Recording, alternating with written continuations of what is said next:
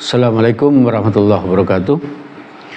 Alhamdulillahirabbil alamin alladzi yuhibbul muhsinin wa yarfa'u darajatil muttaqin.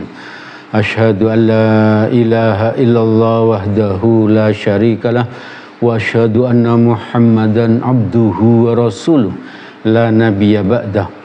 Allahumma shalli ala Muhammad wa ala alihi wa ashabihi wa man tabi'ahum bi ihsanin ila yaumiddin. Jamaah Majelis Taklim yang dirahmati oleh Allah, mari kita senantiasa terus bersyukur kepada Allah karena Allah telah memberikan nikmatnya yang sangat banyak kepada kita. Nikmat sehat, nikmat waktu luang, nikmat kesempatan hidup, dan nikmat bisa hadir ke tempat ini, ke majelis ilmu ini. Karena menurut Nabi, siapa yang dimudahkan Allah untuk hadir ke majelis ilmu, itu pertanda orang itu akan dimudahkan oleh Allah untuk masuk surganya. Untuk masuk surganya. Maka mari kita bersyukur karena Allah memilih kita untuk bisa hadir ke majelis ilmu ini. Semoga Allah terus menolong kita agar kita menjadi hambanya yang istiqomah taat kepadanya hingga kelak kita dicabut nyawa. Semoga dalam keadaan husnul khotimah. Amin amin ya rabbal alamin. Jamaah yang dirahmati oleh Allah, tragedi pembunuhan pertama yang terjadi di dunia ini adalah peristiwa pembunuhan Habil oleh saudara kembarnya, yaitu Qabil. Keduanya ini adalah putranya Adam, putranya Adam. Karena satu hal yang tidak saya jelaskan sekarang ini, cuman saya mengambil hikmah dari peristiwa pembunuhan ini, bahwa yang pertama melakukan pembunuhan di dunia ini adalah Qabil. Oleh karena itu, setiap ada pembunuhan yang tidak hak, yang tidak hak itu maksudnya apa? Bukan pembunuhan karena perang, bukan pembunuhan karena melaksanakan hukum misalnya. Jadi pembunuhan antara seseorang karena dendam, karena marah misalnya. Nah, setiap terjadi pembunuhan seperti itu, maka Qabil ini mendapatkan aliran dosa ya. Artinya apa? Dosanya Qabil selalu bertambah setiap ada pembunuhan. Kenapa? Karena Qabil adalah pembunuh pertama. Itu berarti apa? Allah menganggap orang yang membunuh setelah itu adalah meniru Qabil. Meniru Qabil. Ini sesuai dengan hadis riwayat Bukhari nomor 3335, Muslim nomor 1677 dari Abdullah bin Mas'ud radhiyallahu an, Rasulullah sallallahu alaihi wasallam bersabda, "La tuqtalu nafsun zulma." Tidaklah ada satu jiwa yang dibunuh secara zalim. Nah, ini secara zalim maksudnya apa? Bukan pembunuhan di perang gitu. Illa kana ala ibni Adam al-awwali kiflum min damiha. Kecuali anak Adam yang pertama menanggung sebagian dari darahnya. Li'annahu awwalu man sannal qatla. Karena dia adalah orang yang pertama kali melakukan pembunuhan.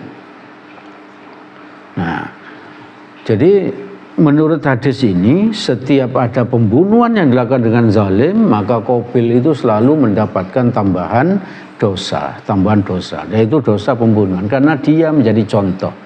Ini punya arti apa? Bahwa setiap dosa yang dilakukan anak Adam lalu dicontoh oleh orang lain, maka yang dicontoh tadi itu juga mendapatkan aliran dosa. Maka itu kita harus berhati-hati ya, harus berhati-hati. Kalau kita harus atau secara tidak sengaja atau tidak sengaja melakukan perbuatan dosa, maka jangan sampai itu ditiru orang lain.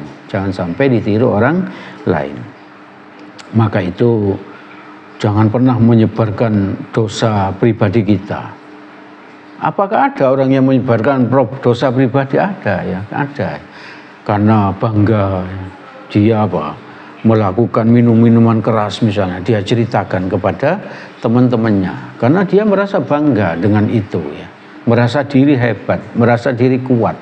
Kalau minum alkohol tidak mabuk misalnya. Orang yang melakukan perzinahan karena bangga berhasil menaklukkan seorang wanita misalnya, maka dia ceritakan kepada orang-orang perbuatan zinanya. Itu kalau sampai orang yang diceritai itu menirunya, maka dia terus mendapatkan aliran dosa. Ini di Quran, di hadis riwayat Bukhari dari Abu Hurairah radhiyallahu anhu, Nabi bersabda, "Kullu ummati mu'afan illal mujahirin." Seluruh umatku mendapatkan ampunan kecuali orang melakukan kemaksiatan terang-terangan. Melakukan kemaksiatan terang-terangan itu disebut oleh Nabi sebagai mujahirin, bukan mujahidin, bukan mujahirin, bukan muhajirin, tapi mujahirin. Yaitu apa? Melakukan dosa secara terang-terangan. Lanjutan hadisnya, wa inna minal mujahirina anna ya'malud rajulu bil laili amalan thumma yusbiha. Dan termasuk melakukan kemaksiatan terang-terangan adalah seseorang berbuat dosa malam hari, kemudian pagi hari ia menceritakannya. Nah ini, jadi kalau jangan sampai kita melakukan hal seperti ini ya, malam hari dia melakukan dosa lalu pagi hari dia ceritakan. Sama ya, bisa dikembangkan hadis ini bahwa apa? Siang hari dia melakukan dosa, terus malam hari dia apa? Dia menceritakannya. Jadi ini artinya apa? Jangan sampai kalau kita melakukan dosa itu menceritakan kepada orang lain. Lanjutan hadisnya, wa qad satarahullahu alaihi. Padahal Allah menutupi perbuatannya itu. Jadi maksudnya kalau kita melakukan dosa malam lalu kita tidak menceritakan, itu berarti apa? Allah menutupi perbuatan dosa itu. Maksudnya apa? Tidak akan mau dibuat hina orang itu. Bisa jadi apa? Orang itu tidak menanggung dosanya kelak di akhirat. Allah mengampuninya ya. Lalu lanjutan hadis, fayaqulu ya fulan amiltu barihata kada wa kada. Yang bermaksiat itu bercerita kepada kawannya, kepada tetangganya, atau kepada siapa saja, hai fulan, tadi malam aku berbuat begini dan begitu gitu. Dengan bangganya dia bercerita, hai fulan, dengan tadi siang aku di kantor korupsi ini, dan seterusnya. Hai fulan, tadi saya di kantor itu selingkuh dengan ini, dengan itu dengan bangganya gitu. Lalu lanjutan hadisnya, wa qad bata yasturuhu rabbuhu wa yusbihu yagshifu sitrallahi anhu. Sebenarnya pada malam hari Allah menutupi perbuatannya itu. Tetapi pagi harinya dia menyingkap sendiri tabirnya Allah bagi dirinya. Itu artinya apa? Dari penjelasan Nabi ini artinya kalau kita itu tidak menyiar-nyiarkan perbuatan dosa kita, maka punya peluang dosa itu akan diampuni oleh Allah, akan ditutupi oleh Allah. Maka itu kalau kita melakukan dosa, maka jangan disiar-siarkan. Cukup kita yang tahu rahasianya, cukup Allah yang tahu rahasianya. Itu menunjukkan apa? Tanda penyesalan kita sudah berbuat dosa. Lalu yang kedua, hati-hati dengan perbuatan buruk kita. Jangan sampai ditiru atau diikuti orang lain. Misalnya apa? Menyebarkan fitnah. Apakah bisa menyebarkan fitnah ditiru orang lain? Bisa saja ya. Kita menyebarkan fitnah si A lalu kepada si B. Lalu B itu menyebarkannya ke si C. Lalu C itu menyebarkannya kepada D. Maka apa? Si yang pertama tadi menyebarkan fitnah, setiap fitnah itu tersebar, dia selalu mendapatkan apa? Mendapatkan aliran dosa ya. Selalu mendapatkan aliran dosa. Sekarang ini kalau mau berbuat seperti itu sangat mudah ya. Seseorang menyebarkan fitnah di grup web medsos misalnya. Lalu apa? Anggota grup itu menyiarkannya ke tempat lain. anggota lainnya menyiarkan ke tempat lainnya lagi, maka betapa banyak dosa dari orang pertama yang menyebarkan fitnah itu. Jadi jangan sampai perbuatan dosa kita diikuti oleh orang lain. Artinya apa? Jangan berbuat dosa. Kalau terpaksa harus berbuat dosa, itu orang lain tidak tahu akan dosa-dosa kita.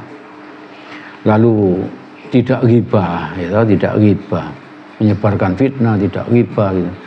Lalu tidak membantu orang lain untuk berdosa. Misalnya bagaimana membantu orang lain untuk berdosa itu? Kalau anak muda ini misalnya, ini gampang contoh ini. Anak muda misalnya, mas pemuda gitu membantu temannya untuk mencarikan pacar misalnya. Setelah dapat pacar, ternyata ini dua sejoli ini berbuat dosa, maka apa yang membantu mendapatkan pacar tadi itu dapat apa? Aliran dosa. Ya.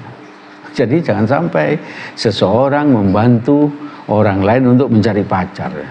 Kalau mencarikan istri, mencarikan suami itu boleh ya.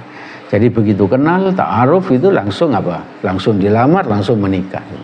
Jadi seperti itu. Tapi kalau masih proses pacaran, jangan-jangan kedua orang yang berpacaran itu berbuat dosa. Kalau berbuat dosa, maka yang membantunya dapat aliran dosa. Nah, bagaimana ibu bapak, saudara-saudara yang dirahmati oleh Allah, bagaimana kalau kita sudah terlanjur berbuat dosa? Maka di dalam hadis riwayat Baihaqi dan Hakim dari Ibnu Umar radhiyallahu an, Rasulullah sallallahu alaihi wasallam bersabda. Ini saya baca artinya langsung. Jauhilah perbuatan asusila yang dilarang oleh Allah. Apa saja, minum-minuman keras, berzina, ghibah, terus memfitnah, membunuh dan lain-lain, itu harus apa? Harus ditinggalkan.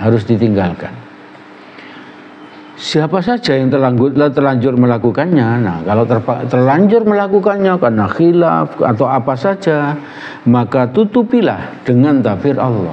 Jadi jangan disiar-siarkan ya.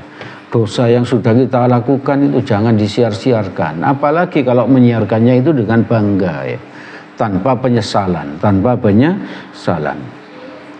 Dan segeralah bertaubat kepadanya. Ini perintahnya Nabi. Tutup dosa kita, jangan disiarkan, lalu bertaubat. Karena siapa yang memperlihatkan perbuatannya, maka akan kami tegakkan hukum Allah kepadanya. Jadi kalau disiarkan sampai Nabi tahu kalau di masanya Nabi, maka Nabi akan melakukan apa? Hukum kisos, hukum hadnya. Misalnya apa? Kalau seseorang itu berzina, kalau sudah punya suami atau istri, maka dia harus dirajam, dilempari, ditanam ke tanah sampai leher, lalu dilempari batu sampai meninggal. Kalau dia masih seorang pemuda, maka dia dirajam, dicambuk 100 kali, lalu diasingkan 1 tahun. Itu kalau disiarkan. Jadi menurut Nabi, perintahnya Nabi, tutupi, jangan disiarkan. Lalu bertaubat. Jadi ibu bapak, saudara-saudara yang dirahmati oleh Allah, maka pada kesempatan ini yang sudah kita bahas itu, kalau kita ringkes, mari kita tutup atau kita rahasiakan perbuatan maksiat kita. Maka semoga Allah menutup dan mengampuni dosa-dosa kita itu.